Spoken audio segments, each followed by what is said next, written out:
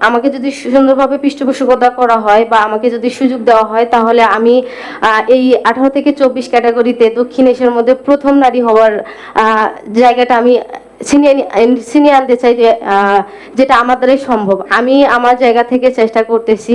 আর Indian মেয়েটার হচ্ছে cycle ছিল 18 লাখ টাকার, আর আমার সাইকেল ছিল মাত্র 4 লাখ টাকার।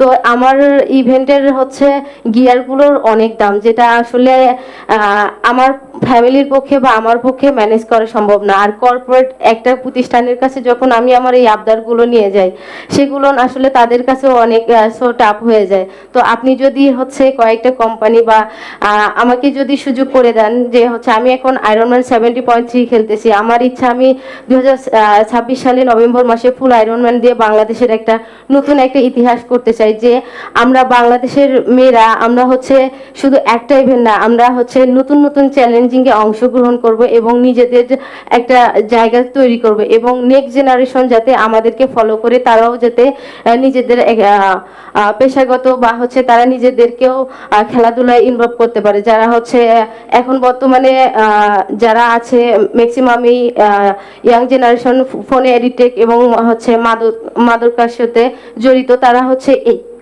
আমাদের যদি আমরা যে খেলাধুলা করতেছি, আমরা যদি স্বীকৃতি পাই, আমরা যদি ভালো কিছু করি, তাহলে তারাও আমাদের মতো হওয়ার চেষ্টা করবে। তাহলে দেখা যাবে যে আমাদের দেশে যে আমাদের তরুণ যে আমি বলবো আমার ভাই বোন বা যারা নেক্সট জেনারেশন আসবে, তারা খেলাধুলায় থাকবে এবং তাদের দেশের তো একটা যে দেশকে ভালোবাসতে হবে সেটা তারা বুঝতে পারবে।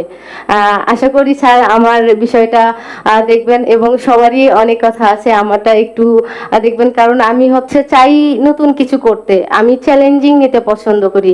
আমি এসেছি অনেক কষ্ট করে, আমি বিকেএসপির স্টুডেন্ট ছিলাম, আমার ফুটবলে অ্যাচিভমেন্ট ছিল না। তার পরবর্তীতেও আমি হচ্ছে সেখানে না থেমে গিয়ে নতুন করে নিজেকে আবিষ্কার করছি যে আমি কি পারি, আমার দ্বারাই কেন হচ্ছে না। আমি সে জায়গা থেকে নিজেকে এই জায়গায় নিয়ে এসেছি। এখন আপনারা যদি আমাকে হেল্প করেন, তাহলে হয়তো বা আমি সামনে আগাইতে পারবো, না হলে আমি অন্য 10 জন ক্রীড়াবিদের মধ্যে আমি হয়তো বা হারিয়ে যাব। Thank you sir.